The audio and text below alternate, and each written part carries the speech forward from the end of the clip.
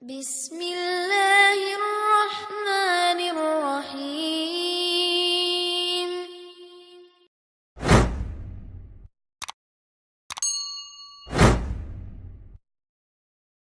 Alhamdulillah wassalatu wassalamu ala Rasulillah wa ala alihi wa sahbihi wa mawalah amma ba'd.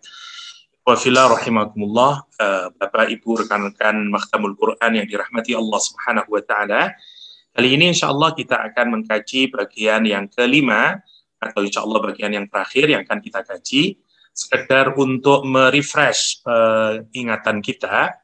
Ini sudah saya terjemahkan ya, ada peta konsepnya atau mind map dari surat Al-Qalam yang secara garis besar sebenarnya berkenaan dengan etika ad-du'at ilallah atau al-akhlaq lid-du'at ilallah. Ya, etika orang yang berdakwah menuju kepada Allah Subhanahu wa taala. Jadi pemetaannya ada 5 bagian ya. Yang pertama tentang tingginya kedudukan Nabi Muhammad SAW dan penjelasan tentang akhlak beliau.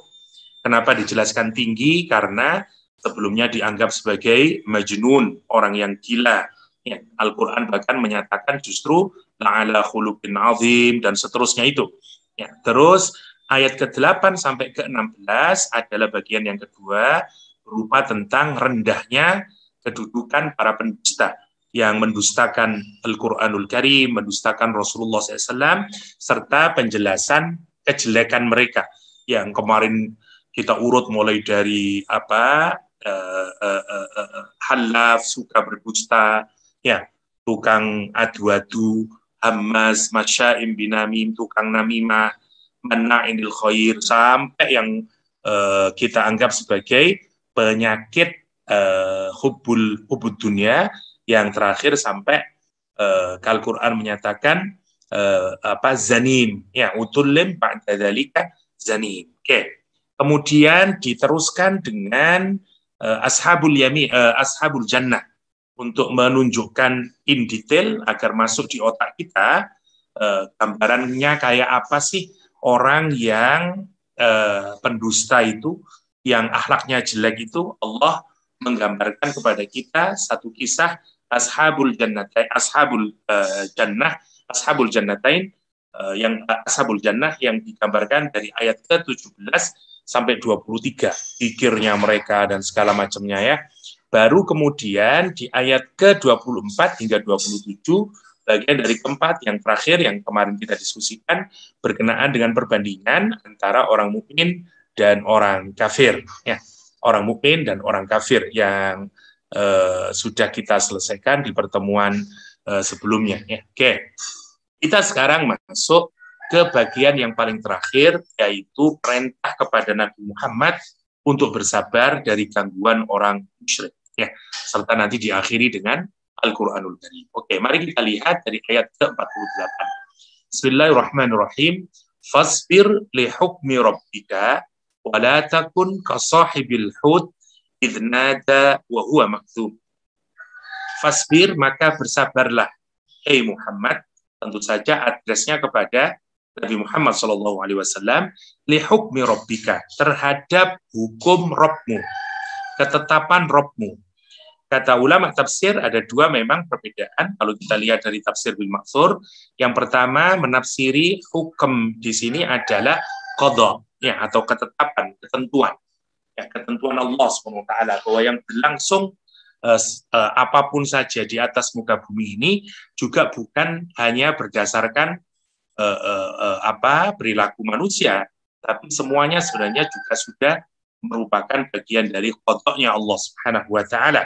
Ya, saya ringkaskan sedikit bahwa di dalam pengetahuan kita ini, misalnya kalau kita baca surah Al-Fatihah, kita menyatakan alhamdulillahi rabbil alamin, untuk menunjukkan bahwa alam itu banyak ya, alam itu banyak ya. Makanya ada minimal ada 2. Jadi Al-Quran menyatakan Rabbul Alamin. Sebentar, saya ingin kita masuk ke sini dulu agar kenapa kok ada, kita harus yakin dengan qadha-nya Allah Subhanahu wa taala ya. Sebentar. Oke. Kalau kita perhatikan kata alamin itu jamak untuk menunjukkan apa? Berarti alam itu banyak, hanya satu. Tidak hanya alam ini. Nah, karena itu di dalam tafsir kita melihat alamin itu minimal oleh para ulama misalnya yang mengakhiri alamin dengan alam mereka yang memiliki akal, karena itu disebut dengan alamin karena berasal dari kata ilmu, sehingga dirujukan kepada tiga, alam malaikat, alamnya jin, sama alamnya manusia. Ada yang mengatakan alamat berasal dari kata alamin, berasal dari kata alamat, ya.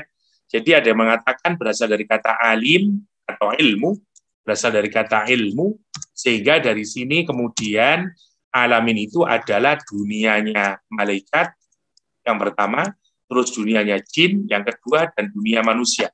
Jadi Rabbul Alamin, Allah yang mengatur siapa alamnya malaikat, alamnya jin, dan alamnya manusia. Itu maksudnya.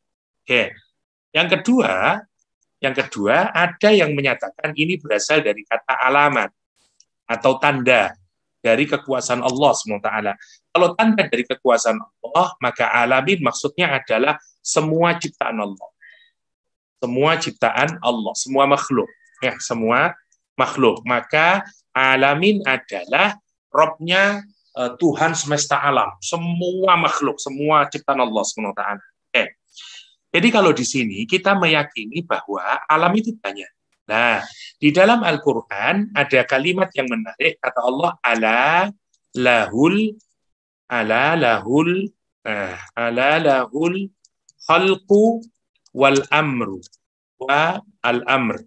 Jadi ada alam, bagi dia adalah al khalqu, penciptaan, al amr, perintah, ya. Dari sini para ulama kita mengartikan bahwa sebenarnya kalau mau dipetakan secara mudah, alam itu dibagi jadi dua. Satu namanya alam al khalq, yang kedua namanya alam al amr, ya. Yang kedua adalah alam al-amr. Nah, bedanya adalah alam al-khalq itu alam yang ada di dunia ini. Ya, alam dunia ini. Alam amr itu alam yang gaib. Jadi nama lainnya kalau kita perhatikan, ini disebut dengan syahadah, alamul ghaibi wasyahadah, alimul ghaibi wasyahadah, yang di sini disebut dengan alamul ghaib. Bahkan ghaib tidak hanya satu di dalam Al-Quran, ghaib itu banyak. Ghuyub dalam bahasa Al-Quran. Alamul ghuyub misalnya. Oke.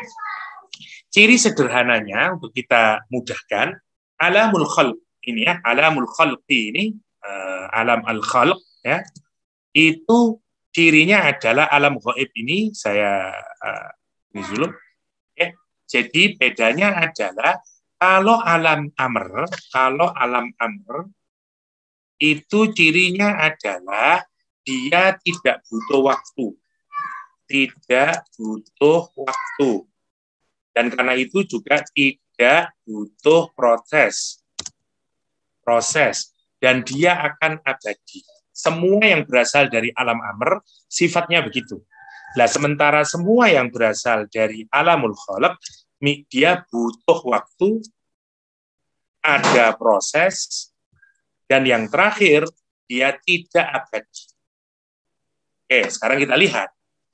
Contohnya sekarang, alam Allah itu kalau di sini, di alam al-khalq ini adalah tindakan Allah yang disebut sebagai al-khaliq.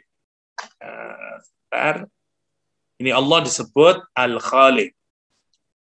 Al-khaliq. Alamnya disebut al-khalq. Jadi Allah yang lain, nama Allah yang lain itu adalah Al-Mudabbir. Allah yang mengatur, Allah yang memplanning, Allah Al-Mudabbir. Nah, pengaturan Allah itu terjadi di alam amr. Nah, gitu pola ini. Jadi yang pertama, jadi Allah itu semua mengatur, mulai dari bumi, matahari, planet, sampai kita, daun kapan jatuh, dan seterusnya. Nah, pengaturan Allah itu terjadi di alam amr. Nah, Allah itu ngatur tanpa waktu, tidak butuh proses dan abadi. Karena ini alamnya berbeda, ya. Jangan pikir seperti alam kita. Ini alam gaib, di alam amr, dia tidak butuh waktu. Okay? Nah, semua pengaturan Allah yang ada di alam amr ini nanti diturunkan di alam khalq. ya, di alam kholak di sini. Nah, apakah begitu muncul di alam kholak menjadi butuh proses, butuh waktu. Saya kasih contoh misalnya kita sajalah. Kita ini menarik manusia ini. Manusia misalnya terdiri dari ruh, ya dari jasad dulu, dari jasad ditambah dengan ruh menjadi kita sebut dengan nafas atau kita sebut dengan insan. Oke. Jadi kapan kita disebut nafas atau insan kadang di dalam Al-Quranul Karim jika ini atau kita sebut dengan nafas lah, atau iya tidak apa-apa lah, insan juga bisa. Oke. Nah, ini kejadian kita kalau kita pikirkan ya. Jadi kalau kita pikirkan jasad ini di alam khalaq. Ini karena bapak ibu kita menikah, terus kemudian menikah melahirkan kita, jasad kita. Ya, 40 hari pertama, 40 hari kedua, 40 hari ketiga, baru setelah 120 hari malaikat disuruh oleh Allah untuk meniupkan ruh. Nah, ruhnya ini tidak berasal dari alam kholaq, ruhnya berasal dari alam amr. Nah, ruh kita dari sini. Karena itu ruh tidak butuh waktu. Begitu diciptakan oleh Allah, langsung jadi dia. Tidak ada waktunya. Tidak ada waktunya. Dan tidak butuh proses. Dan karena itu dia abadi. Ruh kita tidak bisa mati. Ya, tidak bisa mati. Begitu diciptakan, dia kekal. Selamanya dia. Dia hanya berpindah saja dari alam rahim, pindah ke alam dunia, dan seterusnya. Okay? Nah, setelah itu diatur semuanya, ditentukan, setelah ditiupkan, sebagaimana yang kita baca dalam hadis, setelah ditiupkan ruhnya, kemudian diatur berapa rizkinya, umurnya berapa, sebagaimana di dalam hadis. Nah, itu yang disebut dengan pengaturannya Allah SWT, ketika pengaturan yang ada di alam gaib ini, atau yang waktu itu, di alam amr ini, kemudian diturunkan ke alam kholaq. Makanya kemudian berproses ya 40 hari itu dan menjadilah kita yang sekarang terdiri dari jasad dan ruh ya, yang kita sebut dengan insan atau nafas. Nah, semua ketentuan yang berlaku di dunia ini sebenarnya sudah ditentukan oleh Allah. Ya, namanya qadha. Bedanya atau amr tadi. Bedanya adalah selain manusia itu default, tidak bisa berubah, sementara manusia dikasih kemerdekaan oleh Allah untuk memilih dan seterusnya. Karena itu nanti dibekali dengan akal, ya dibekali dengan nafsu dan seterusnya. Fa'alhamaha ujuraha wa taqwaha. Oke, saya kembalikan lagi ke sini. Maka ketika kita menghadapi hidup di dunia ini, nanti ada banyak macam-macam hal, itu kadang-kadang membuat kita nggak sabar, membuat kita tidak menerima, membuat kita mempertanyakan keadilan Allah Subhanahu wa Ta'ala. Padahal Allah menyatakan kalau Allah mengatur itu, Allah mengatur yang paling terbaik. Alladzi ahsana kulla syai' wa bada'a khalqal insana min tin, kata Al-Qur'anul Karim dalam surah As-Sajdah kalau saya tidak keliru. Ya, untuk menunjukkan apa? Menunjukkan pengaturan Allah yang sedemikian baiknya. Nah, sekarang Nabi Muhammad SAW diutus untuk berdakwah di Mekah. Berbagai macam ya, sahabatnya dibunuh, sahabatnya dilukai, Nabi Muhammad sendiri di segala macam perbuatan itu. Nah, ini kadang-kadang bagi siapapun saja tentu mempertanyakan ini kenapa kau harus begini? Ya, Habab bin Arad misalnya datang ke Rasulullah SAW dan menyatakan, ya Rasulullah, mata Nasrullah, karena dia dipanggang, ya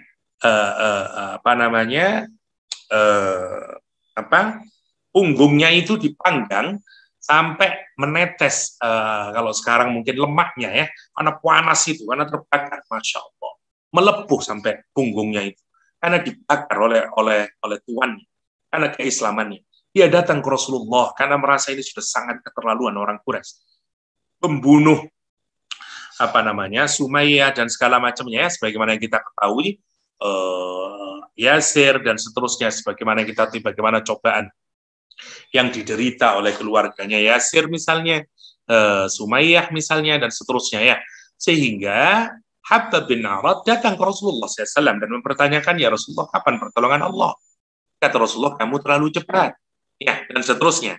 Ini kalau kita mendapatkan banyak ujian dan segala macam, seringkali kita mempertanyakan tentang keadilan Allah, tentang takdirnya Allah, pengaturannya Allah SWT. Nah, satu hal yang harus kita yakini, pengaturan Allah adalah yang paling terbaik.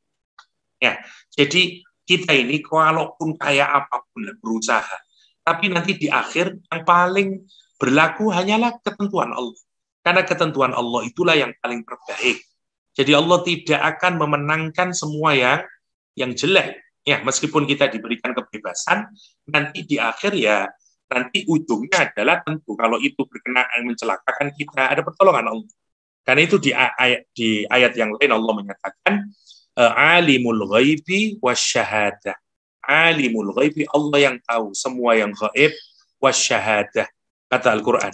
Ya, dan mengetahui semua yang berlaku di dunia ini.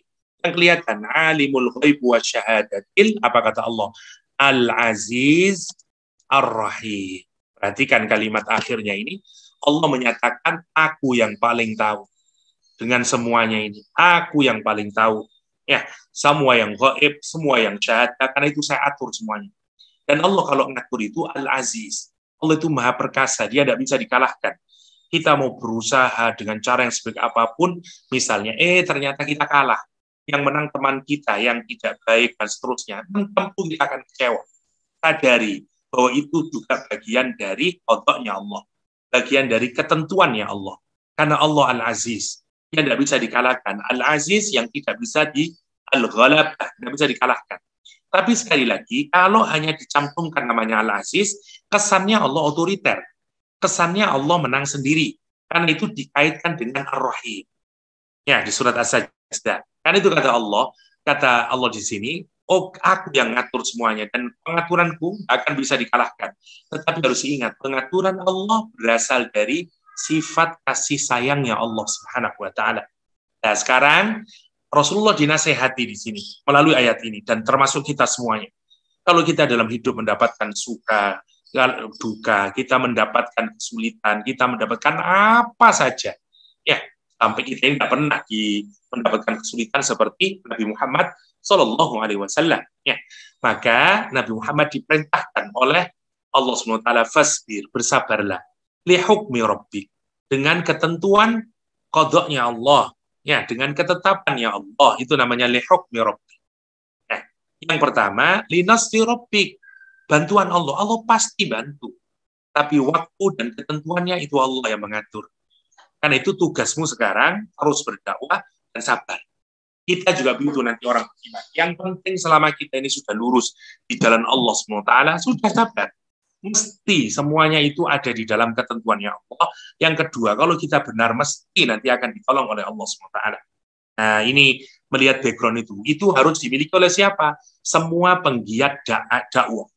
Semua orang yang berkecimpung dalam usaha memakmurkan masjid, misalnya, usaha untuk meninggikan kalimatullah, misalnya usaha-usaha untuk bagaimana Islam ini bisa menyebar dan seterusnya. Semua orang itu pasti nanti akan mendapatkan kesusahan, ada ujian, harus sabar. Fasbir li hukmi rabbik. Saya punya teman anak Al-Azhar yang tidak sholat 1 minggu.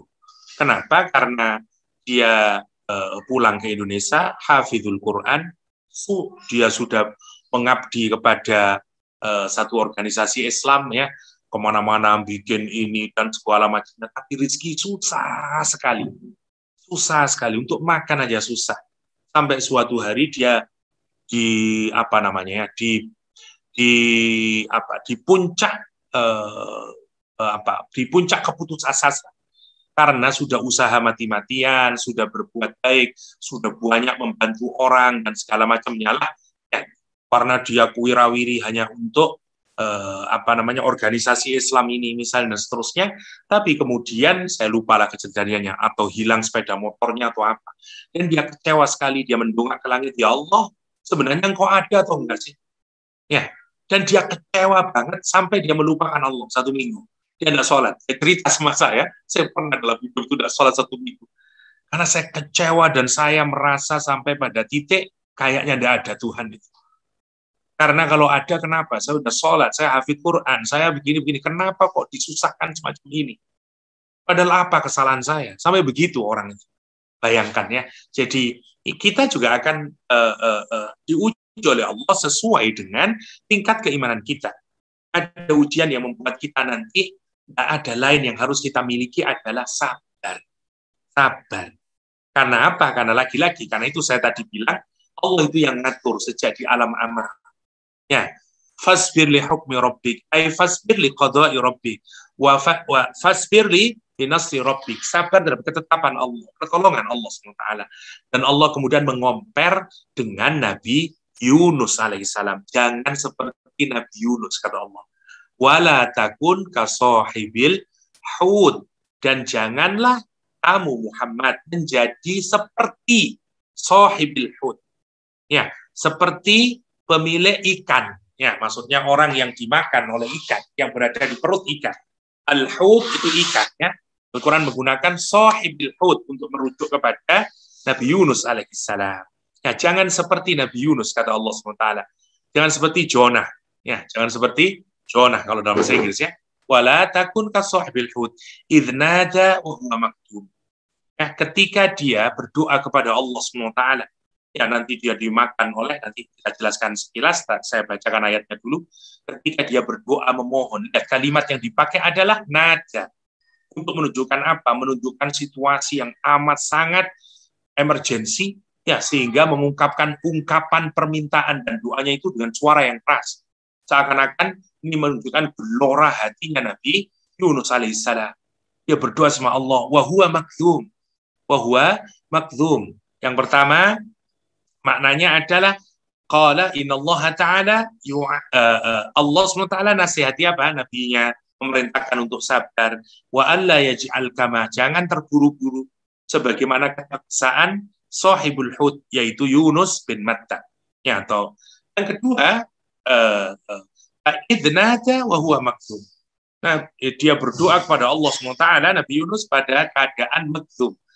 Makdzum itu nidaknya adalah ketika dia berdoa itu dengan suara, dengan gemuruh jiwanya itu, doanya adalah la ilaha illa anta subhanaka inni kuntu minadh dhalimin. Tidak ada Tuhan melainkan Engkau ya Allah, Maha suci Engkau ya Allah, ini sungguh aku kuntu minadh dhalimin. Nanti kita diskusikan, ya. Dan Al-Quran menyebutkan wa huwa makdzum. Dia itu kenapa kok tergesa-gesa itu? Pertama, makdzum. Ya, ada makdzum ini banyak maknanya. Yang pertama, ay maghmum, dalam keadaan penuh kedukaan, sumpah, maghmum, ya, atau makrub, ya, dalam kesusahan dan segala macamnya. Ya, ada juga yang nanti mengartikan makdzum itu adalah dalam menahan amarah. Ya, namanya makdzum dari kata kazimin al-ghaid. Ya, dalam Al-Quran Karim, makdzum dia di menahan amarah. Ada juga yang mengatakan makdzum itu al-habsu. Ya, seperti ditahan. Ya, fulanun qadhama ghaidhahu. Karena merujuk kepada kalimat seseorang yang menahan amarah. Jadi nahan itu. Jadi mahbusun. Ai fi makdzumun ai mahbusun. Dia tertahan, ya, atau makrubun. Ya, berada dalam kesusahan. Ya, yang keempat annaul ma'khud bi kadmi wa majrun nafas. Oleh dan seterusnya, ya. Jadi ini ceritanya, nanti kita awali ceritanya. Laula antadarakahu ni'matum min rabbih lanubidza bil ara'i wa huwa madhmum. Saya tidak diskusikan dulu, saya mau cerita yang lebih detail sebentar. Fajtabahu rabbuhu faja'alahu minas salihin, dan Allah kemudian memilih beliau menjadi orang yang saleh. Mari kita lihat, ya. Nabi Nuh alaihissalam di dalam Al-Quran terekam dalam banyak ayat. Yang pertama kita melihat ini beberapa keistimewaan Nabi Nuh dulu. Yang pertama, Nabi Nuh memiliki usia yang sangat panjang. Menurut para ulama ada yang menyatakan 1010, ada yang menyatakan 1060 tahun lamanya. Masya Allah, ya. Lama sekali, dakwanya saja 950. Ini Nabi Nuh dikaruniai usia yang sangat panjang. Al-Quran di surat Al-Qamar, Laqad arsalna Nuhan, sungguh kami mengutus Nuh ila qaumi, pada kaumnya. Falabitha fihim, dan dia tinggal di sana berdakwah terus. Alfasana, 1000 tahun. Illa khamsin, kecuali 50. Jadi 950 dakwah terus. Fa'akhadhahumut tufana wa hum zalimun. Kemudian penduduknya itu ditimpa tufan, ya, tofan, ya, taifun kalau kata orang sekarang, ya, taifun. Jadi sekarang memang kalau ada taifun ya memang berkaitan dengan ombak, banjir dan segala macamnya, ya. Ini misalnya sekarang lagi banyak di mana-mana banjir di Malaysia, ya.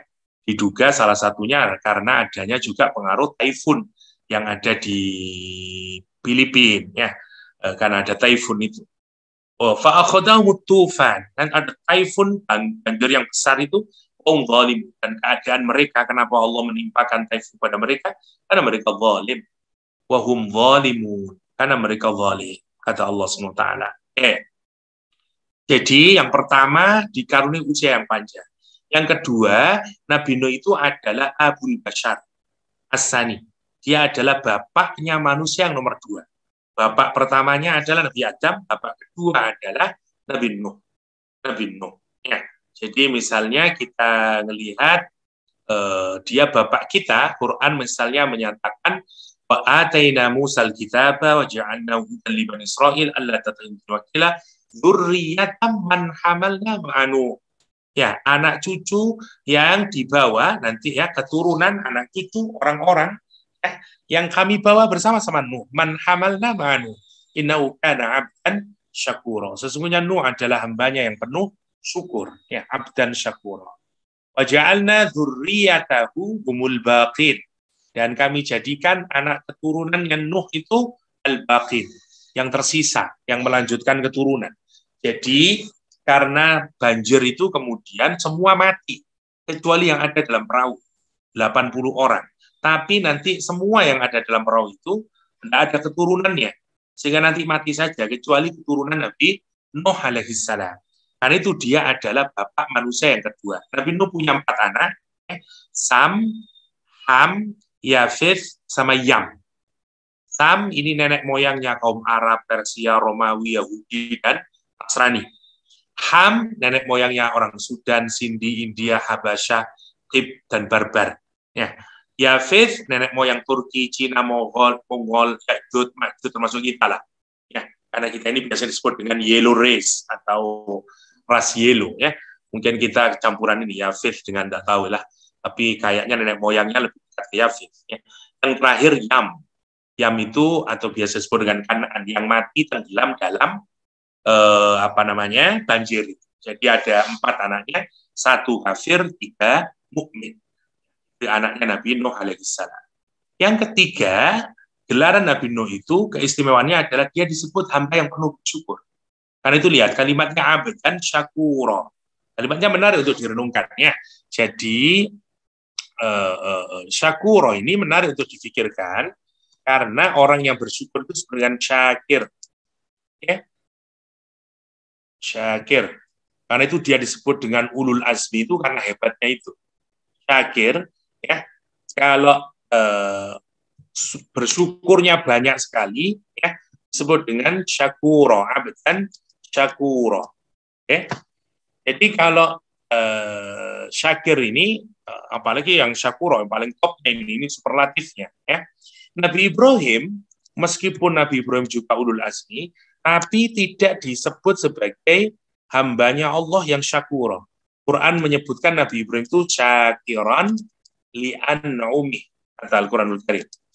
Li'an'umih. Ya, tentu saja kalau Nabi Muhammad, ya jelaslah Nabi yang terbaik. Ya. Nabi Muhammad ketika ditanya kenapa sholat sampai bengkak-bengkak kakinya, jawabannya aku ingin menjadi afala akuna abdan, ya, kata Nabi Muhammad, afala akuna abdan syakura. Ya, bukankah aku ini ingin menjadi, tidakkah aku ingin menjadi abdan syakura. Ya, seperti yang kita pelajari, ya, di dalam hadis misalnya, ya. Jadi kalau Nabi Ibrahim itu dianggap orang yang bersyukur terhadap nikmat-nikmatnya. Jadi dia mensyukuri 10 nikmat. Di bawah 10, ya, namanya an'um.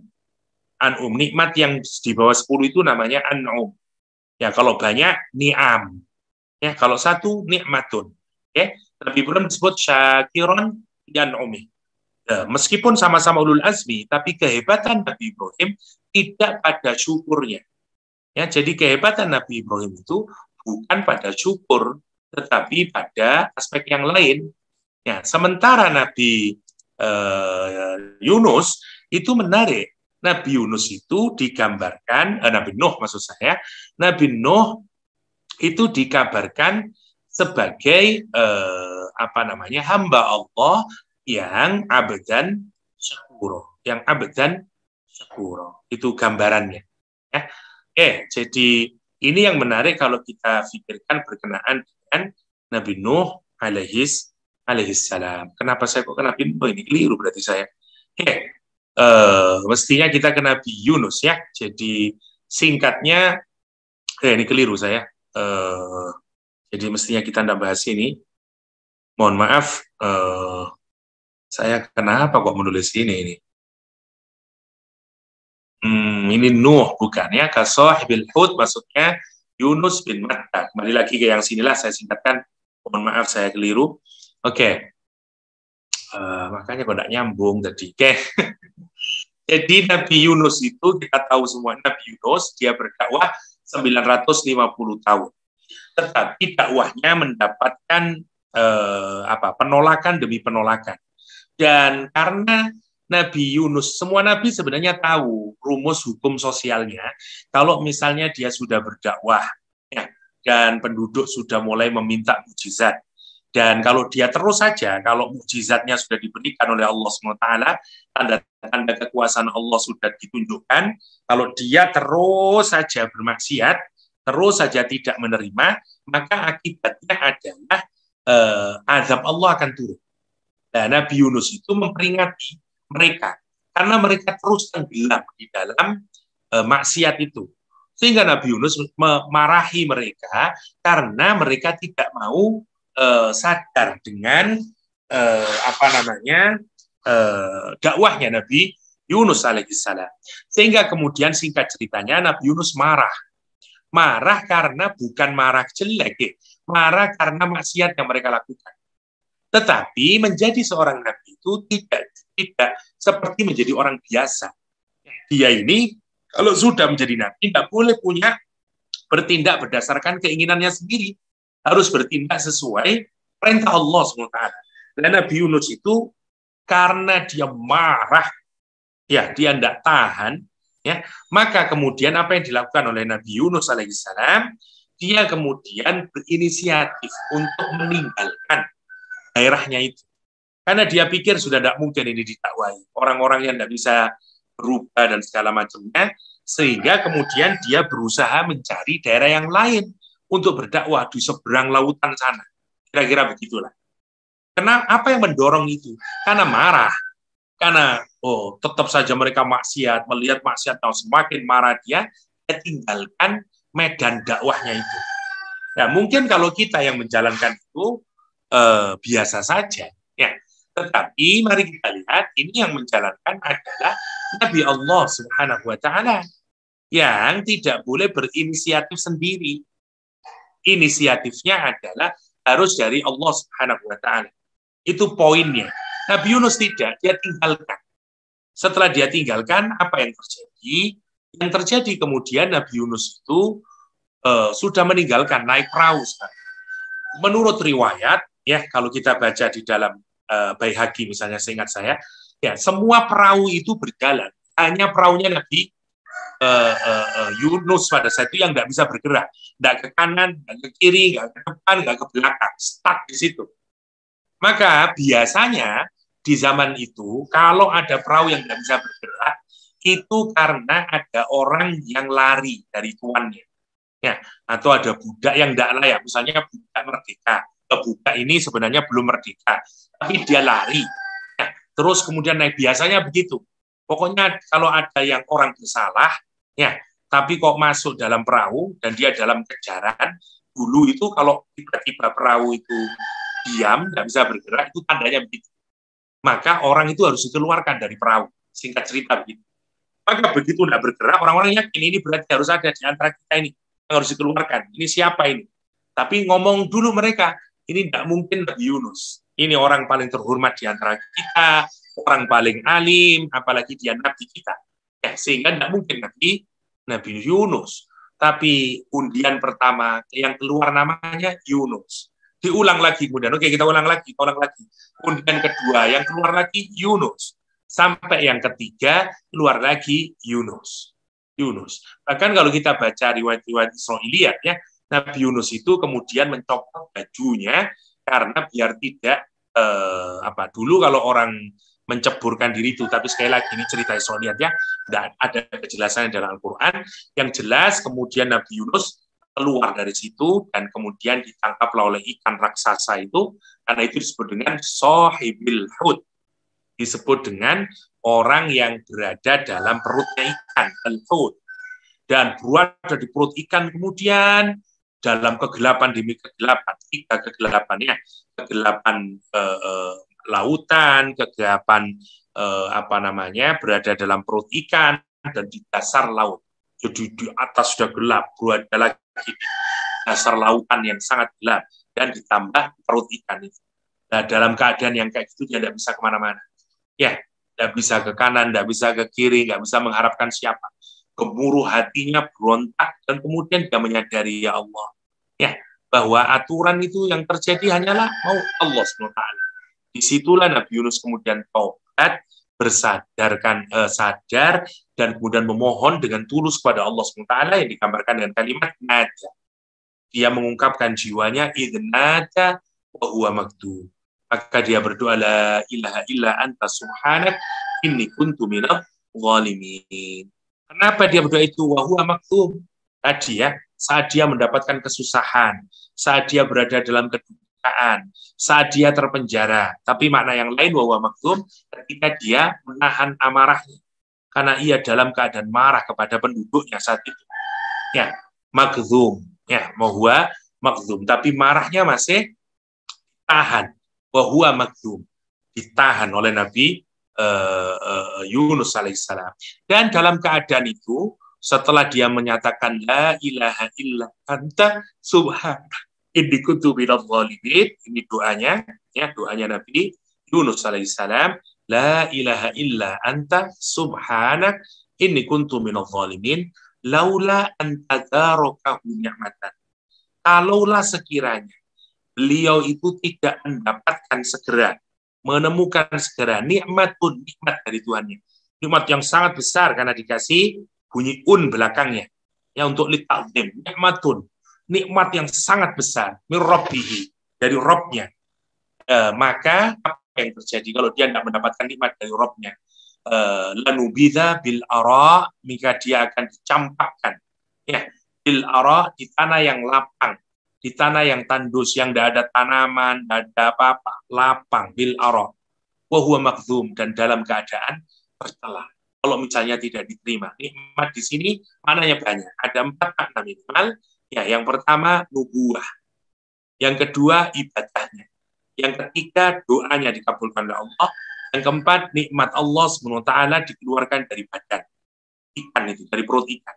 Ya, jadi ada 4. Yang pertama, kalau kemudian Allah, akibatnya kalau kita lihat, kenapa Nabi Yunus harus mengalami penderitaan yang besar itu, kesusahan yang besar? Karena Allah mau memberikan nikmat yang sangat agung kepada beliau. Ya, jadi kalau kita mikir itu nanti akan sesuai antara ujian dan nikmat yang diberikan. Inna ma'al usri yusra, summa inna ma'al usri yusra. Maka lihat, diuji Nabi Yunus dengan ujian Masya Allah, meskipun karena beliau ya, sendiri sebenarnya, wah, akhirnya Nabi Yunus keluar dari daerahnya, dan itu ujian itu berada di dalam perut ikan dan segala macam, sadar ada kesalahan yang dia perbuat, dan kemudian berdoa kepada Allah, la ilaha illa anta, tidak ada Tuhan melainkan Engkau ya Allah. Ya, subhanak, maha suci Engkau ya Allah. Sekarang tadi punya pikiran yang buruk. Ya, tasbih itu adalah mendeklar kesucian Allah SWT. Ya, jadi saya ulang, tasbih itu ya dari doanya Nabi Yunus tadi ya. Jadi tasbih adalah tasbih itu kalau kita mendeklarkan ya, kita mengungkapkan atau mengungkapkan ya kesempurnaan Allah SWT dalam hal macam-macam. dalam hal ilmunya, dalam hal sifat dan namanya, dalam hal perbuatannya, ya, dan seterusnya. Ini namanya tasbih. Misalnya nih kita lihat dulu ya. Oke, misalnya kita ini dapat masalah, dapat musibah. Seringkali yang kita pertanyakan, misalnya ilmunya Allah. Katanya Allah itu maha tahu. Kenapa sih? Ya, kenapa Allah mengatur dunia ini? Kenapa kok ada gunung Semeru meletus? Kenapa dan segala macamnya? Kita kemudian tidak melihat atau tidak mengungkapkan kesempurnaan Allah melalui ilmunya. Ya, itu kalau kita dapat musibah dan segala macamnya. Namanya kita belum bertasbih. Yang kedua, kalau kita juga tidak mengungkapkan kesempurnaan Allah dari sifat dan namanya. Katanya itu Allah penyayang, kenapa saya kok begini? Katanya Allah itu maha adil, kenapa saya kok dapat begini? Katanya Allah misalnya. Itu artinya kita tidak bertasbih. Kita tidak bertasbih. Atau karena perbuatannya. Kenapa saya yang dapat? Kenapa kok bukan dia? Kenapa dia yang sukses? Kenapa kok bukan dia? Kenapa gunung meletus? Kenapa Palestina yang dikalahkan oleh Israel? Dan seterusnya, dan seterusnya. Kalau kita mempertanyakan perbuatan Allah sampai pada batas kita suudzon pada Allah, ya artinya kita belum bertasbih. Tasbih adalah mengungkapkan kesempurnaan. Nah, simak ceritanya sekarang, Nabi Yunus alaihissalam, kenapa kemudian diterima tobatnya? Yang pertama adalah karena itu. Ya, dia sadar, ya Allah, la ilaha illa anta. Yang kedua, dia sadar, subhanak, maha suci kau ya Allah. Ini pasti sudah yang paling terbaik. Meskipun sekarang saya berada di dalam perut ikan. Ya, bahwa saya keliru melihat secara negatif terhadap ketentuanmu. Misalnya masyarakat saya yang tidak karu-karuan, dikira itu sebuah keburukan semuanya. Ya, sehingga kemudian merasa kenapa Allah begini, padahal saya, dan seterus macamnya, gampangannya ya kalau kita. Ya, tentu tidak untuk Nabi. Tapi untuk menunjukkan apa? Tasbih. Kita ini kalau mau jalan keluar, harus tasbih. Apa maksudnya dalam konteks kita? Dalam konteks kita, la ilaha illa anta. Satu, kesadarannya adalah la ilaha anta. Nomor satu. Nomor dua, subhanaka.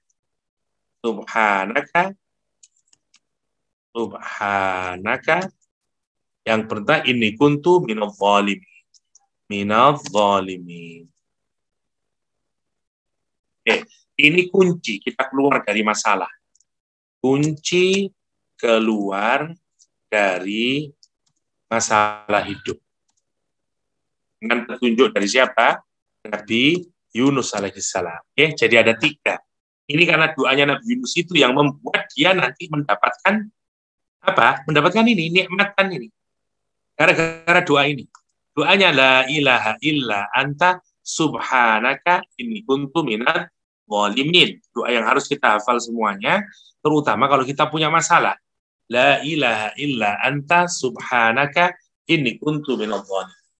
Nah, bagaimana kita menyelesaikan masalah itu? Yang pertama, sadari bahwa tidak ada yang bisa menyelesaikan masalah kecuali Engkau ya Allah. Karena yang berhak diibadahi, yang berkuasa, yang segala macamnya hanya Allah SWT. Karena itu yang pertama harus punya kesadaran itu. Jadi kita ini tidak akan bisa menyelesaikan persoalan kalau Allah tidak meridhoi. Allah tidak sesuai dengan keinginan ilah. Jadi maka yang pertama, kalau kita ingin keluar dari masalah hidup, sadari bahwa yang bisa menyelesaikan hanyalah Allah SWT. Tiada Tuhan selain Dia yang perkasa, yang menyelesaikan. Yang pertama. Yang kedua, ini akan melahirkan positive thinking. Kita punya harapan. Jadi yang pertama, akhirnya kita punya harapan. Nah, orang itu biasanya kalau sudah punya masalah, dia kehilangan harapan. Dan kalau sudah kehilangan harapan, ya bagaimana dia bisa keluar dari masalah? Karena kalau orang sudah tidak punya harapan, ya sudah habis. Jadi kalau kita meyakini hanya Allah yang bisa, dia punya berharap. Karena dia yakin bahwa hanya Allah yang bisa menyembuhkan itu. Ini poin yang penting, kesadaran bahwa Allah satu-satunya yang bisa menyembuhkan atau satu-satunya yang bisa mengeluarkan dari berbagai persoalan. Itu yang pertama. La ilaha illa anta. Yang kedua, positive thinking. Dari mana itu? Dari subhana. Jadi kalau kita punya masalah, seringkali kita kehilangan harapan. Yang kedua, kita tidak punya positive thinking. Nah, padahal untuk bisa keluar dari masalah itu, yang dibutuhkan adalah positive thinking. Ya, positive thinking itu poinnya. Jadi positive thinking atau positive mindset, ya, positive mindset. Mindset kita harus benar. Ya, thinking kita harus benar. Nah, dari bagaimana positive mindset itu? Yaitu kan semuanya ini sudah ketentuan dari Allah tadi ya. Kita mendeklar kesempurnaan Allah. Nah, yang ketiga, mengakui bahwa ada yang salah dari diri. Ya, bahwa memang saya ada kezaliman yang saya lakukan. Dia melihat kesalahan, ya, melihat kesalahan diri. Tidak menyalahkan lingkungan, tidak mencalahkan orang lain, dan seterusnya. Tapi dilihat apa yang saya salah lakukan. Kadang-kadang kalau kita ini tidak terima dengan situasi, karena kita merasa dizalimi, kita tidak akan mau melihat kesalahan diri. Semua yang kita salahkan. Kalau kita gagal, pulang ke rumah istri kita salahkan, ketemu anak-anak kita salahkan, sampai semuanya. Misalnya ketemu mahasiswa nih, mahasiswanya tidak lulus misalnya. Ya, kemudian dia akan bilang segala macam. Kenapa gara-gara tidak lulus ini? Ini gurunya bodoh, guru kena. Ini kenapa kamu? Kemarin pun sebenarnya saya mau belajar, tapi gara-gara bapak sekarang kena, ibunya kena. Nah, dia tidak tahu kesalahan diri, kenapa dia gagal. Kenapa? Dan ini 3 hal yang harus dimiliki kalau kita mau keluar dari masalah. 1, tetap punya harapan, karena la ilaha illa anta, yang tidak ada Tuhan melebihi engkau, tidak ada yang berkuasa, tidak ada yang patut ibadah. Muncul hope. Kalau orang sudah muncul hope, muncul harapan, itu ya. Harapannya ke siapa? Tentu saja karena kita orang mukmin, harapannya adalah ke Allah Subhanahu wa taala. Ya, Allah. Allah ghayatuna, Allah. Itu yang kedua. Positif mindset. Kalau kita tetap punya positif, itu yang nanti akan menggerakkan amal kita. Dan mulai melihat kesalahan diri dan tidak mengulangi apa yang saya lakukan. Nah, kalau kita melakukan ini, inilah jalan keluar. Lihat, setelah doa ini Nabi Yunus, la ilaha illa anta, subhanaka inni kuntu minadh dhalimin, Allah laula anta dzarakahu ni'matun rabbi. Kalaulah bukan, ya, kami ini, tidak segera mendapatkan nikmat dari Tuhannya, dikasih nikmat oleh Allah. Nikmat yang terbesar, kata para ulama, adalah nikmat itu di sini adalah nubuwah. Bayangin. Dari masuk ke dalam perut ikan, kemudian menjadikan beliau menjadi nabinya Allah SWT. Gelar yang paling tertinggi, ya. Masya Allah. Jadi nubuwah. Dapat nubuwah. Yang kedua, ibadah.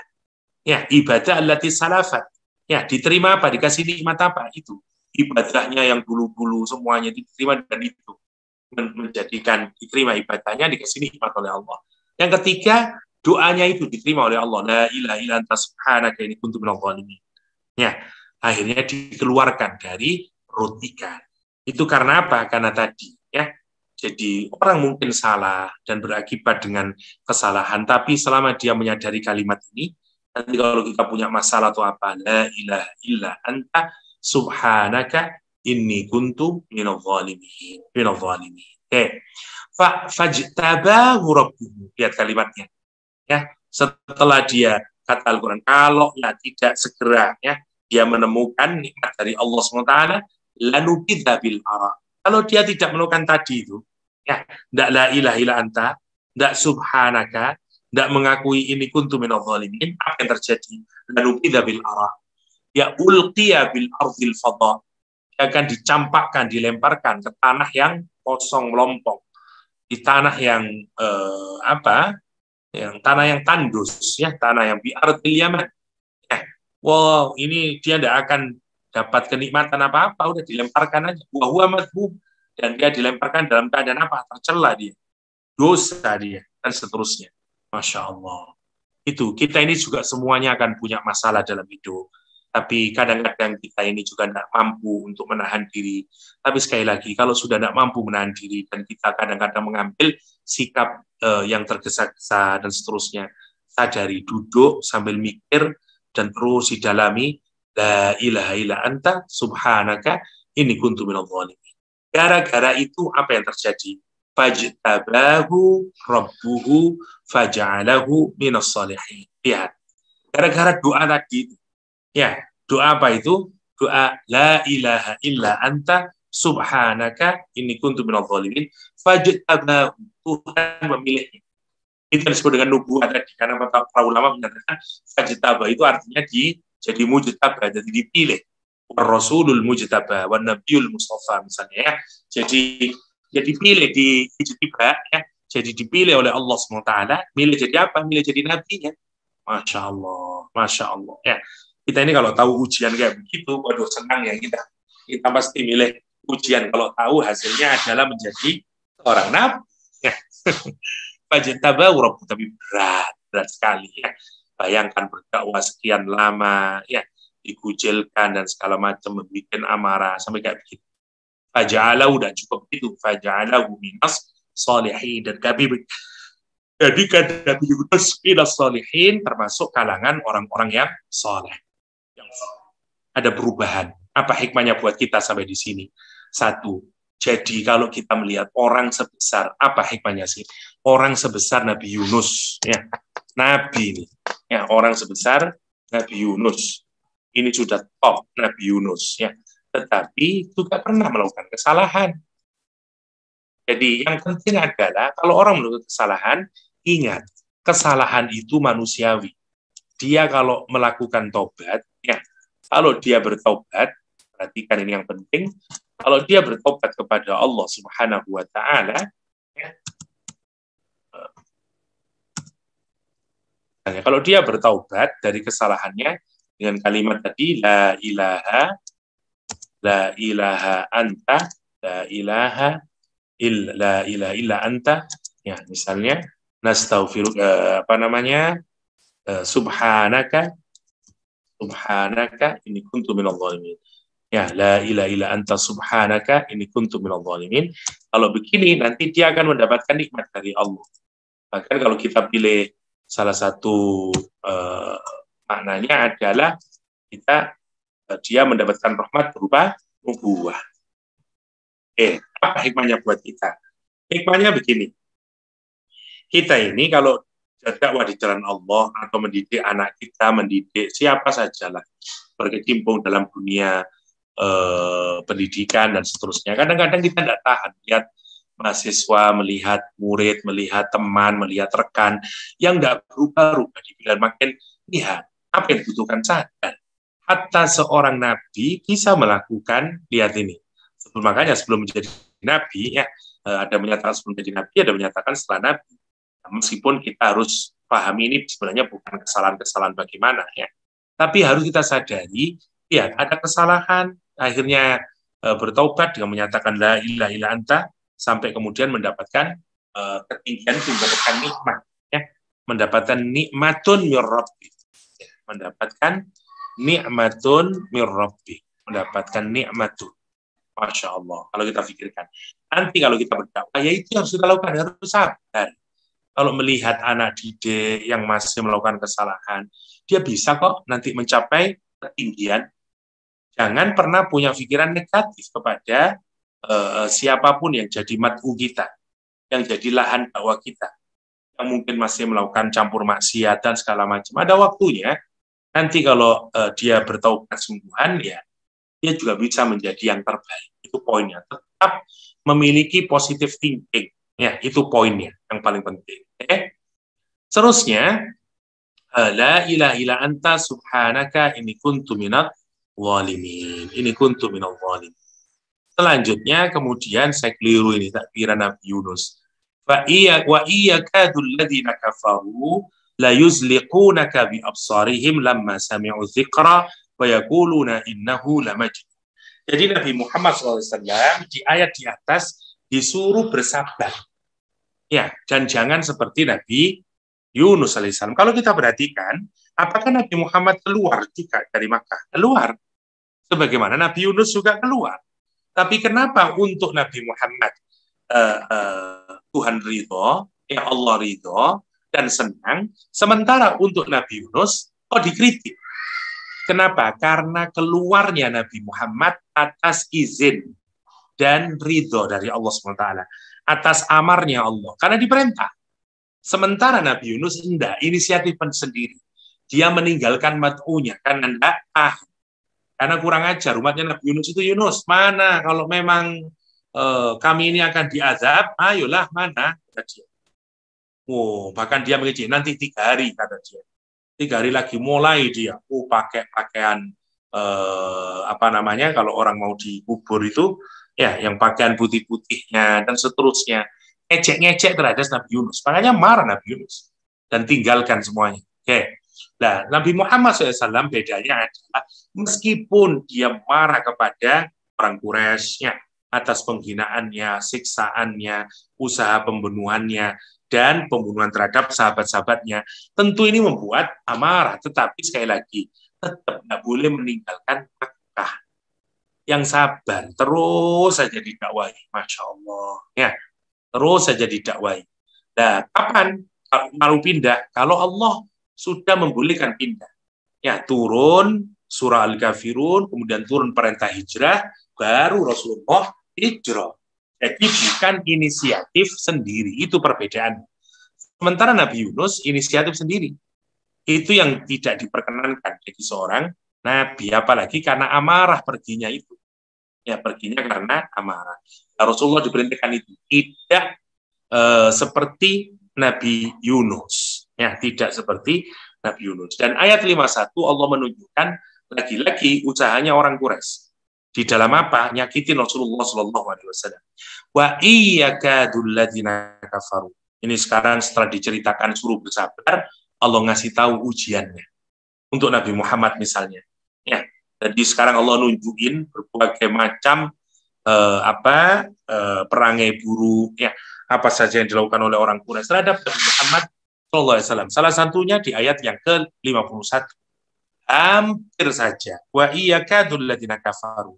Hampir saja orang-orang kafir itu la yuzliqunaka, sungguh akan menggelincirkan. Sungguh akan menggelincirkanmu bi absarihim, dengan mata-mata mereka, seperti hipnotis. Ya, sekarang nanti kita jelaskan lamma sami'u dzikra, ketika mereka mendengar Al-Qur'anul Karim. Wa yaquluna, dan mereka berkata kepada Nabi Muhammad, innahu majnun, sesungguhnya Nabi adalah benar-benar orang yang gila. Mari kita lihat apa maksudnya orang kafir itu la yuzliqunaka, yaitu hampir menggelincirkan, ya, pandangannya, menggelincirkan Nabi Muhammad dengan pandangan mereka. Ya, ini menghancurkan dan seterusnya, ada banyak maknanya, saya singkatkan saja. Ini ada tradisi yang menarik di kalangan orang Quraisy, ya, zaman dahulu. Saya ambil misalnya yang dari Imam Qurtubi saja lah. Menarik kata Imam Qurtubi, akhbara bi'iddati adawatihim.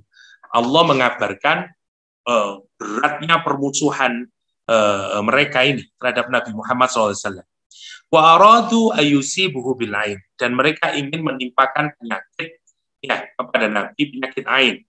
Fa nadhara ilaihi qaum min Quraisy, maka adalah orang satu kaum, ya, yang melihat dari kalangan orang Quraisy, ya, ini yang melihat kepada Nabi Muhammad. Wa qalu ma ra'ayna mislahu wala mislahu jaji. Kata dia, kami sesungguhnya tidak pernah melihat yang semisalnya dan semisal hujah-hujahnya. Kila anatul ain fi Bani Asad. Sebenarnya yang punya keahlian untuk melakukan hipnotis ini adalah kaumnya Bani Asad. Sampai kehebatannya, ya, ini kalau kita pikirkan, ya, hebatnya orang dahulu. Masalah kelenek dan segala macamnya ini, ya, masalah kesaktian. Dulu orang Quraisy itu, ya, terutama di Bani Asad, hatta innal baqara as-safina awin naqo as-safina. Kalau ada sapi yang gemuk atau unta yang sangat gemuk berjalan, itu mereka ini punya kemampuan yang disebut dengan ain itu tadi, ya. Terus dia lihat untanya atau sapi yang gemuk tadi, yang untuk menunjukkan perkasa dia tidak bisa ditundukkan oleh orang. Tapi kalau dia lewat di kalangan orang-orang Quraisy yang ahli hipnotis ini atau ahli ain, ya, ala ain, kemudian dari Bani Asad dia berkata, ya jariyah, ini ada unta gemuk atau sapi gemuk. Terus dia lihat sapi untanya itu, terus dia bilang sama pembantunya, hei pembantuku, khudil miktal, wa dirham. Kamu cepat bawa tempat untuk bawa daging atau apalah. Kalau kita seperti ember yang besar atau apalah, cepat kamu pergi sana, bawa sana. Dan bawa dirham, kata dia. Fa'tina bilahmin hadin naqah. Nanti kamu akan mendapatkan apa? Kita akan datangkan dagingnya unta ini. Tapi apa yang terjadi? Begitu dia melihat, untanya itu langsung tersungkur dan mati. Makanya kemudian disembelih dan dibagikan. Apa hikmahnya? Apa hebatnya? Ya, mereka ini. Dan ada juga yang menyatakan orang dulu, tradisinya orang Quraisy itu kalau dia punya musuh, biasanya kan rajul minal Arab itu yamkutsu layakul cai'an, poso topo geni 3 hari. Jadi memang dari dulu ada model kayak ini untuk mendapatkan dan segala macamnya. Ya puasa layakul cai'an, puasa di 3 hari, 2 hari atau 3 hari, summa yarfa janibal khiba fatamurru bihil ibil awil ghanam fayaqulu lam arakal yaum ibilan wala ghanaman ahsan min hadhi. Dia ini kemudian ya kalau dia setelah selesai itu dia meminta, dia akan berdoa. Misalnya ada kambing atau apa lewat gitu ya, terus dia bilang lam arakal yaum ibilan wala ghanaman. Aku tidak pernah melihat hari ini ada unta sama kambing sebaik ini, kata dia. Dan tidak lama dengan itu, kambing dan untanya mati. Dan kemudian bisa mereka sembelih dan seterusnya. Itu kekuatan ain mereka. Kekuatan ain mereka yang kita tidak tahu ya. Jadi saking hebatnya. Bahkan ada yang di sini ceritanya lebih detailnya, itu ada orang yang berada di tenda begitu yang terkenal, kemudian dia didatangi oleh orang-orang Quraisy untuk minta bantuan. Ya, untuk minta bantuan siapa? Bantuan si pemuda itu agar melakukan ain kepada Nabi Muhammad Shallallahu Alaihi Wasallam. Ya, apa yang terjadi? Fasa'al al-kufar, kufar minta bantuan hadar rojul kepada laki-laki ini yang bisa kalau dia sudah tidak makan 2 hari atau 3 hari, terus dia akan berkata-kata dan musuhnya itu pasti akan jatuh dan mati. Dia senang. Lah dia datang. Orang tersebut minta bantuan agar melakukan ain kepada Rasulullah SAW. Falamma marron Nabi, maka ketika Nabi lewat, orang ini langsung menggunakan magicnya lah katakanlah. Ya. Dia berkata, "Kana qaumuka yahsibunaka sayyida wa ikhalu annaka sayyidun ma'yun," kata dia. Ya, sungguh kaummu itu menyangkamu adalah seorang pemimpin, padahal itu hayalan saja. Karena sesungguhnya engkau adalah seorang pemimpin murahan, ada dia. Ini cara ainnya dia. Ya. Tetapi Rasulullah SAW itu dimaksum, dilindungi oleh Allah SWT. Fa'asamallahu nabiyah. Allah melindungi nabinya. Dan turunlah ayat ini. Wa iyyakadul ladzina kafaru la yuzliqunaka. Baru turun ayat ini bahwa sesungguhnya ya hampir saja orang kafir itu menggelincirkan la yuzliqunaka. Ya, Masya Allah ya. La yuzliqunaka, itu kurang ajarnya orang kafir dulu. Dia bahkan menuduh melakukan tindakan pembunuhan dengan cara yang unik semacam itu dilakukan oleh Nabi. Tantangannya. Ada juga yang tidak mengartikan itu, mengartikannya secara lebih luas ya. Misalnya penjelasan dari Imam Qurtubi di sini. Kenapa? Karena para ulama itu gini, ain itu biasanya dilakukan dengan cinta, ya, dengan kecintaan dan segala macamnya. Ini menarik karena ainnya menggunakan kalimat yang kotor karena menggunakan innahu lamajnun. Maka sebagian menyatakan ini bukan ain, dia mencari yang lain. Kita wallahu alam tidak tahu ya dengan keahlian orang dahulu. Tapi mungkin bisa juga ain dilakukan meskipun dengan niatan yang jelek, wallahu a'lam. Tapi yang jelas mereka sakti dan Nabi Muhammad SAW tidak dihancurkan melalui cara-cara begini. Quran mengapresiasi itu dan menyatakan hampir saja orang kafir itu menggelincirkan kamu dengan pandangan mereka. Ya, dekat melihat Al-Quran, tapi Allah menjaganya. Allah menjaga Rasulullah SAW sehingga tidak bisa kena penyakit ain ya dari jagoannya orang yang berbuat penyakit ain ya. Itu perlindungan Allah yang diberikan kepada Nabi Muhammad SAW dan diakhiri ayat ini dengan Wa ma huwa illa dzikrul lil alamin. Lil alamin. Dan tidak lain, kenapa kamu kok bisa begitu? Kenapa kamu berpaling dengan ayat-ayat Allah SWT, berpaling dari Rasulullah SAW? Kurang apa memang Rasulullah SAW itu? Kalau difikirkan di ayat ini. Ya, kalau kita pikirkan di ayat ini. Nabi Muhammad tetap sabar, membimbing kalian, tidak pernah nyakiti kalian. Ya, karena itu tetap disuruh sabar Nabi Muhammad SAW. Jangan seperti Nabi Yunus yang tidak tahan terus meninggalkan, dan seterusnya. Ya, Nabi Muhammad diminta bersabar meskipun berbagai macam permusuhan dan siksaan, termasuk salah satunya adalah penyakit ain atau hipnotis dan segala macamnya. Sampai Al-Quran menggambarkan hampir saja ya mereka itu bisa menggelincirkan kamu. Ya, lamma sami'u dzikra wa yaquluna innahu lamajnun. Nah, setelah Allah menyatakan itu, kenapa orang berpaling dari Al-Quranul Karim? Allah sekarang menunjukkan sebenarnya apa sih Al-Quran. Yang mereka berpaling darinya, yang mereka tidak mempercayainya, yang dan seterusnya itu. Al-Quran menyatakan ma huwa illa dzikrul lil alamin. Tiada lain, Al-Quran itu hanyalah dzikrun lil alamin. Dzikrun maknanya ada dua. Satu maknanya adalah peringatan, ya, reminder. Dzikrun yang pertama, peringatan bagi alamin. Ya, jadi Quran buat siapa? Buat manusia, buat. Kalau alamin dimaknai tiga, berarti buat malaikat, buat jin, dan buat manusia. Tetapi sekali lagi Quran diturunkan untuk manusia. Jadi alamin ini yang pertama adalah dzikrul lil alamin, peringatan ya pada seluruh alam. Jadi wama huwa illa dzikrul lil alamin. Ayat yang terakhir menjelaskan apa sih sebenarnya Al-Quranul Karim itu yang dihindari oleh orang-orang Quraisy, yang mereka justru sampai hendak membunuh Rasulullah. Kalau kita pikirkan, memangnya apa Al-Quran itu? Mosok hanya kata-kata katakanlah, ya. Kok sampai sebegitunya orang itu? Kok sampai ada orang yang hendak membunuh Nabi dengan cara hipnotis? Ya, yang pertama. Ada juga yang menafsir, yang kedua saya lupa ya. Jadi yang kedua, kata Imam Qurtubi, memang maknanya yang pertama adalah membunuh Nabi, memberikan hipnotis kepada Nabi atau ain, penyakit ain.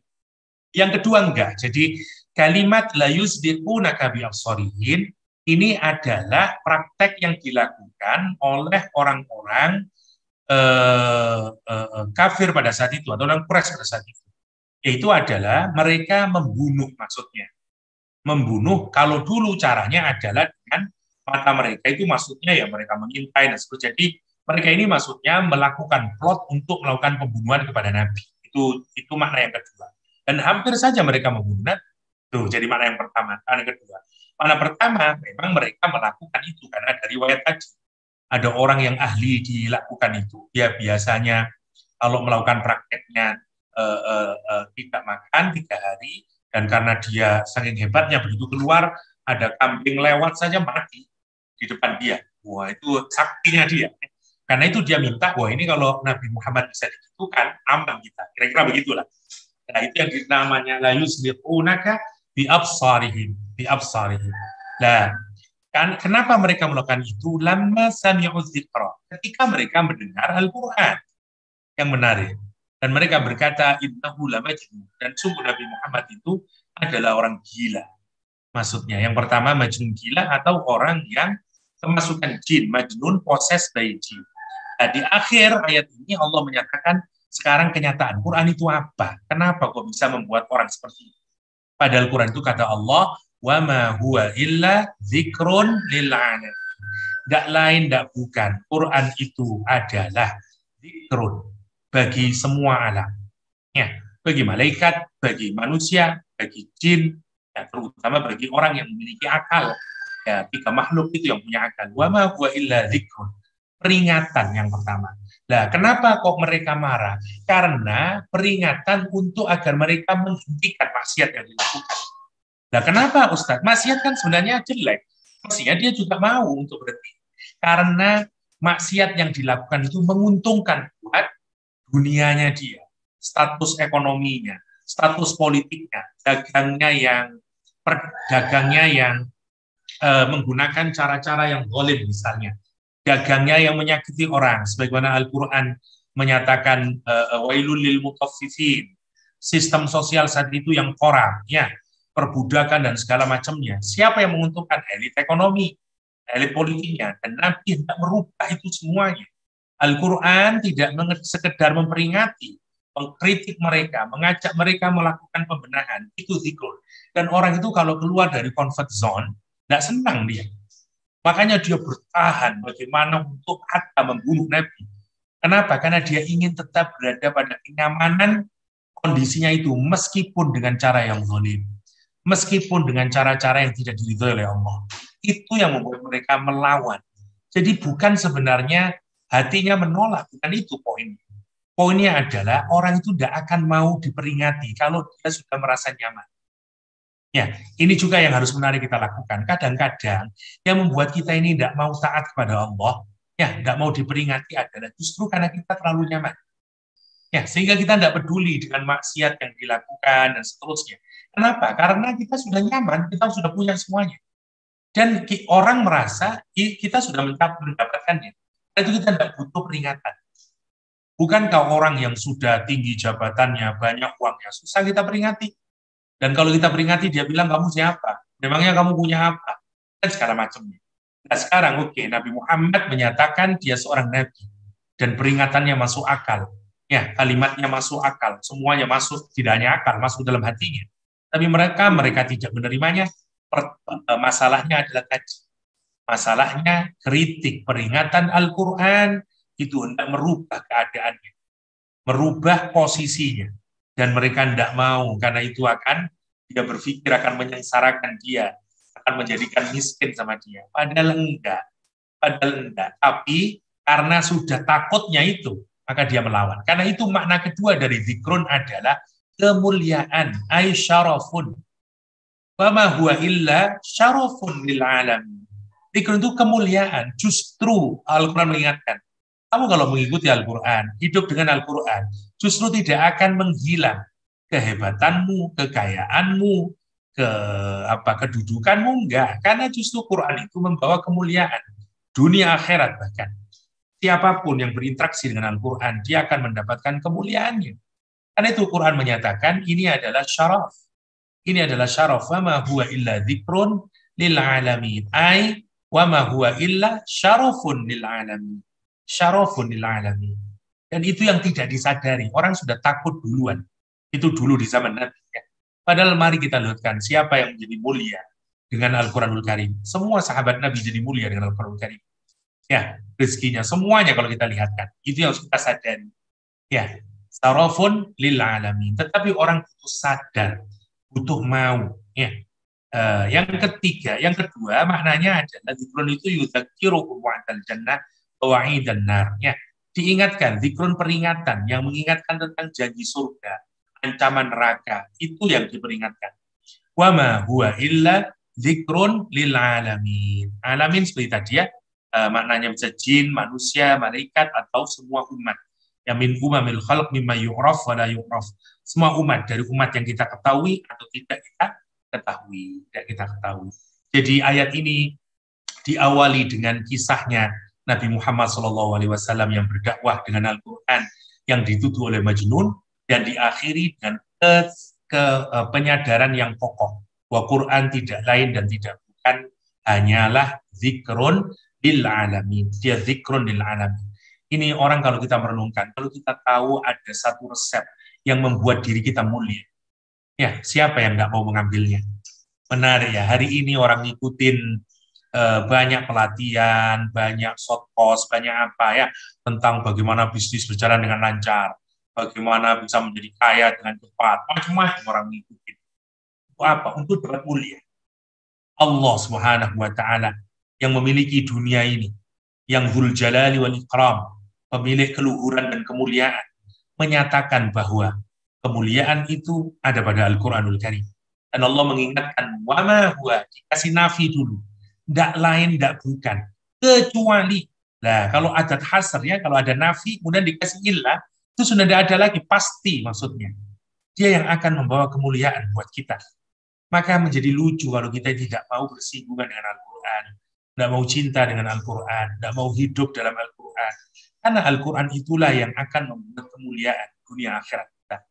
Jangan seperti orang-orang Quraisy tadi, yang digambarkan oleh Al-Quran, bahkan justru alih-alih menerima Al-Quran, justru tidak menggelincirkan Rasulullah SAW ya dengan hipnotisnya. Ya, Masya Allah kalau kita pikirkan. Dan itu meskipun dengan sekarang kita renungkan, karena ayat ini berbicara tentang etika dakwah ya. Meskipun kita akan berhadapan, terus kalau kita yang sudah tahu Quran itu syaraf, Quran itu az-zikr, memperingatkan kita dan seterusnya. Terus kita berhadapan dengan orang yang melihat Al-Quran dengan cara yang buruk. Ya, misalnya tadi melihat dai Al-Quran itu tidak senang dia. Ya, bahkan digambarkan hendak membunuhnya. Kurang apanya kalau kita pikirkan. Blacknya itu sudah pada tingkatan hendak membunuh. Untuk yang kayak begitu saja, kita ini disuruh bersabar. Itu etika dakwah. Hari ini kita melihat orang berdakwah itu Masya Allah ya. Masya Allah.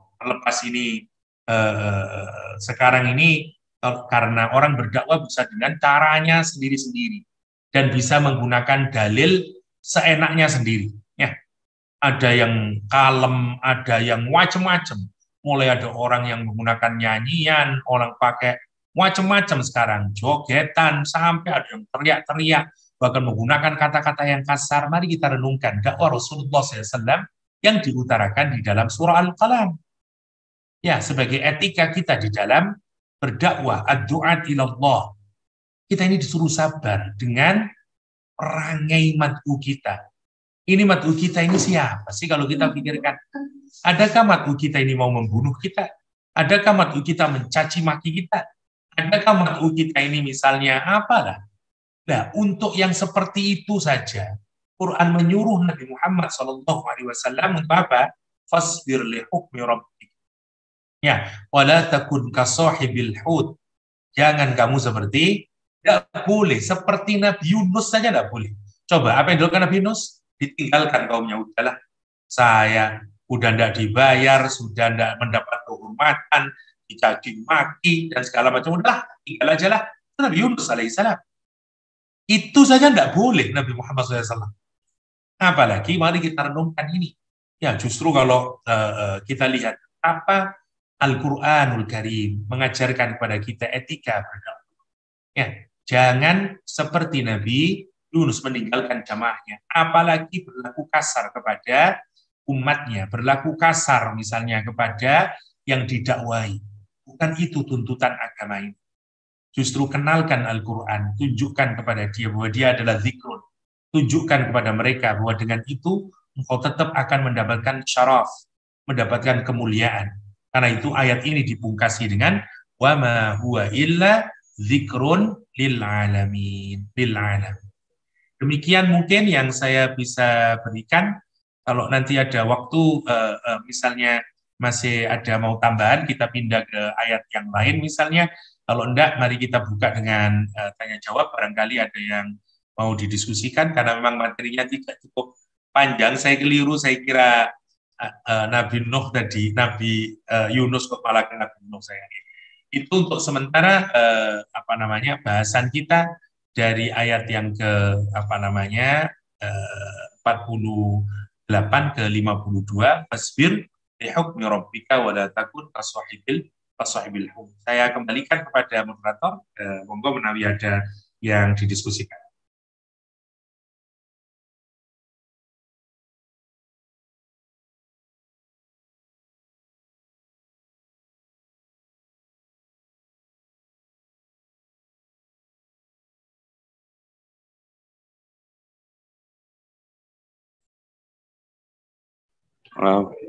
Kita buka sesi pertanyaan, Ustaz. Nggih, monggo. Monggo untuk para jamaah yang mau bertanya, bisa ya berkenaan dengan materi yang kita bahas kali ini ataupun ya di luar materi. Jika ada pertanyaan bisa lewat fitur chat ataupun langsung open mic, monggo.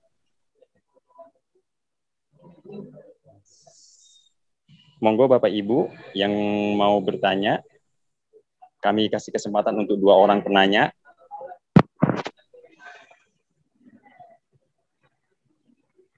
jika belum ada pertanyaan, langsung disambung dengan doa aja, Ustaz. Oh, saya sarikan saja dulu sebentar ya untuk menambahkan. Jadi sekali lagi untuk mengingatkan kita di surah Al-Qalam ini. Jadi tema besar dari surat Al-Qalam adalah berkenaan dengan etika kita berdakwah, mengajak orang ke jalan Allah SWT. Ya, diawali dengan kritik orang Quraisy atau caci maki orang Quraisy kepada Rasulullah SAW sebagai majnun, orang yang gila. Ya. Dan gara-gara apa? Gara-gara berdakwah. Allah Subhanahu wa Ta'ala kemudian menggambarkan di ayat-ayat yang awal itu bagaimana tingginya akhlak Rasulullah Sallallahu Alaihi Wasallam. Ya, menguatkan hati Nabi bahwa dia bukan majnun, bahwa dia nanti akan mendapatkan balasan yang tidak akan pernah putus-putus, dan bahwa sedemikian agungnya akhlak Rasulullah Sallallahu Alaihi Wasallam. Justru mereka itulah orang-orang yang tidak punya akhlak. Setelah itu baru Nabi disuruh mengambil jarak. Ya, misalnya karena orang yang mengajak itu punya keinginan bagaimana yang diajak itu bisa mengikuti. Karena itu gambarannya seperti seorang penjual yang sedang menjual. Nah, tetapi dalam berdakwah kita tidak boleh begitu. Ya, tidak boleh ngikutin selera pasar, tidak boleh. Harus stick pada apa yang digajikan, karena itu tidak boleh mentaati pendusta. Ya, maka Al-Quran kemudian menjelaskan karakter mereka ini. Orang-orang yang menolak Al-Quranul Karim. Ya, orang-orang yang sombong. Ya, orang-orang pendusta, kata Al-Quranul Karim. Apa biasa mereka itu? Biasanya ngomongnya penuh sumpah. Mudah menghina orang lain. Ya, caci maki dia. Mudah sekali mencaci maki. Dan dia selalu menyebarkan namimah, membuka aib orang lain, mencegah kebaikan, keterlaluan dia dalam pelanggarannya kepada Allah, aturan-aturan. Dan memang dia banyak melakukan perbuatan dosa. Dan pada akhirnya dia nggak ada gunanya sama sekali di hadapan Allah SWT. Kenapa mereka bisa begitu? Karena mereka merasa dia punya harta yang banyak. Damalin wa banin. Karena mereka punya harta yang banyak, punya manpower, punya anak-anak yang banyak. Ya, itu yang membuat mereka. Jadi harta, kesenangan sama dunia ini, hubul mal, itu yang membuat mereka tidak mau menerima dakwah Nabi. Seperti yang saya jelaskan tadi. Maka kalau dia dibacakan ayat Al-Quran, apa dia bilang? Ini hanya dongeng masa lalu. Ya, nanti kata Al-Quran, nanti aku akan kasih tandanya. Setelah itu lebih praktisnya, Quran kemudian menceritakan kepada kita kisah Ashabul Jannah. Ya, seorang yang memiliki kebun, yang kikir sekali, ditunjukkan betapa cintanya dia dengan hartanya itu, sampai dia tidak mau ada satu orang yatim pun masuk ke dalam kebunnya. Dan lihat, Allah kemudian memberikan hukuman, ya kebun itu kemudian dihancurkan oleh Allah SWT, menghitam dia, dan dia kecewa. Tapi yang menarik, ya diakhiri dengan apa? Sadarnya orang itu kemudian. Dia bertobat, dia menyatakan, lihat, Subhana Rabbina inna kunna zalimun. Dia bertasbih. Sekali lagi, sama jawabannya untuk kita bisa keluar dari masalah. Kalau kita punya masalah tasbih, qala awsatuhum, ya, kalau di ayat yang ke-28, tasbih, kita menyatakan Subhana Rabbina inna kunna zalimun. Sama dengan, hampir mirip enggak dengan punyanya Nabi, doanya Nabi Yunus. Sama, Nabi Yunus, la ilaha illa anta subhanaka inni kuntu minadh zalimin. Kalau Ashabul Jannah menyatakan apa? Subhana Rabbina inna kunna zalimin. Inna kunna zalimin. Terus dia hanya itu, dia menyatakan apa? Dia Rabbana ayyubdilana khairan minha inna ila Rabbina raghibun. Dia mohon kepada Allah, ya Allah gantikan kebaikan ini ya Allah. Ya, kejelekan yang saya dapat ini gantikan dengan yang lebih baik ya Allah. Sesungguhnya hanya kepadamu kami ini bisa berharap. Ya, itu gambarannya dari tukang kebun. Jadi, meskipun tukang kebun itu jeleknya minta ampun, kikirnya minta ampun, kalau kita bayangin, ya, sampai satu anak orang yatim aja, anak miskin aja, jangan sampai masuk ke dalam kebunnya. Gambaran apa itu? Gambaran saking pelit kikirnya, wataknya, jeleknya. Tapi lihat, apakah dia berakhir dengan suhul khotimah? Para mufassir menyatakan tidak. Kapan? Karena mereka bertaubat. Sejelek itu, ya, mad'u kita.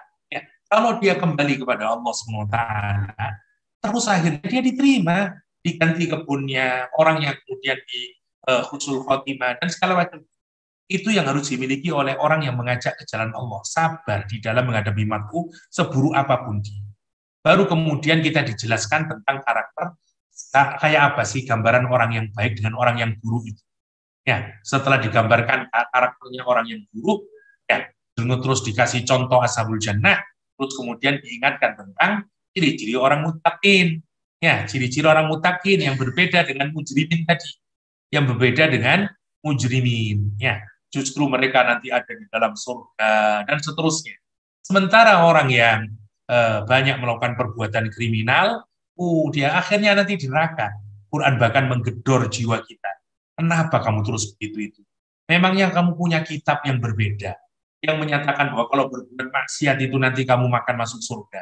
Memangnya kamu punya pilihan yang diberikan hak khusus oleh Allah sehingga kamu bisa memilih. Memangnya kamu punya perjanjian dengan Allah SWT yang kamu nanti akan aman di akhirat, dan seterusnya. Memangnya kamu punya teman yang akan membackup kamu, suroka yang membuka kamu. Diingatkan lagi oleh Al-Quran. Sampai kemudian di-endingi, diingatkan dengan hari prahara kiamat yang menunjukkan betapa sangat rumitnya pada saat itu. Ya, mata-mata menjadi khusyuk tertunduk, semua jiwa menjadi, semua diri menjadi hina pada saat itu, ketakutan semuanya. Ya, dan pada saat itu kalau kamu terus diminta bersujud, tak bisa lagi kamu bersujud. Ya, kenapa? Karena sudah tidak waktunya sujud. Saat itu adalah waktunya apa? Waktunya kamu akan diazab oleh Allah SWT. Karena itu diingat-ingat, kadang-kadang ada orang yang diberikan nikmat di dunia ini yang membuat dia kemudian terus berbuat maksiat. Itu bukan nikmat dari Allah, tapi itu istidraj. Seperti yang kemarin kita diskusikan. Kata Rasulullah SAW, kalau engkau melihat orang yang terus mendapatkan nikmat dari Allah, tapi dia muqimun, dia terus juga menerus bermaksiat kepada Allah SWT. Kata Rasulullah, itulah yang disebut dengan istidraj. Ditunda, diteruskan, dinaikkan, terus tinggi, untuk akhirnya dia akan diceburkan ke dalam kubangan lumpur. Namanya istidraj. Dia dilulu, dia dispoil. Ya, Masya Allah. Dan diakhiri dengan sabar lagi. Ditekankan kepada Nabi Muhammad akan bersabar menghadapi orang-orang yang didakwahi. Jangan seperti Nabi Yunus alaihissalam, jadi tetap temani meskipun seburuk apapun itu, ya. Dan diingat karena nanti kalau mereka bisa sadar itu akan membawa kebaikan. Sebagai namanya Nabi Yunus alaihissalam, orang punya salahnya, tapi sekali lagi tugas kita ini hanyalah dakwah. Tugaskan kepada mereka bahwa Al-Quran adalah dua. Al-Quran itu adalah peringatan, yang kedua Al-Quran akan membawa kebahagiaan atau syaraf. Demikian yang bisa saya sharingkan dari surah Al-Qalam. Semoga kita bisa mengambil hikmahnya dan menjadi panduan buat kita di dalam berdakwah, sehingga kita bisa menjadi sebagaimana teladan agung kita Rasulullah Sallallahu Alaihi Wasallam. Allahumma salli ala Muhammad wa ala ali Muhammad walhamdulillahi rabbil alamin. Allahumma aslih lana dinana alladhi wa ismatu amrina wa aslih lana dunyana allati fiha ma'ashuna wa aslih lana akhiratana allati ilayha ma'aduna. واجعل الحياة زيادة لنا في كل خير واجعل الموت راحة لنا من كل شر. اللهم اجعل القرآن ربيع قلوبنا ونور صدورنا وجلاء أحزاننا وذهاب همومنا وهمومنا. ربنا آتنا في الدنيا حسنة وفي الآخرة حسنة وقنا عذاب النار وادخلنا الجنة مع الأبرار يا عزيز يا غفار يا رب العالمين. Demikian, terima kasih, mohon maaf. Assalamualaikum warahmatullahi wabarakatuh.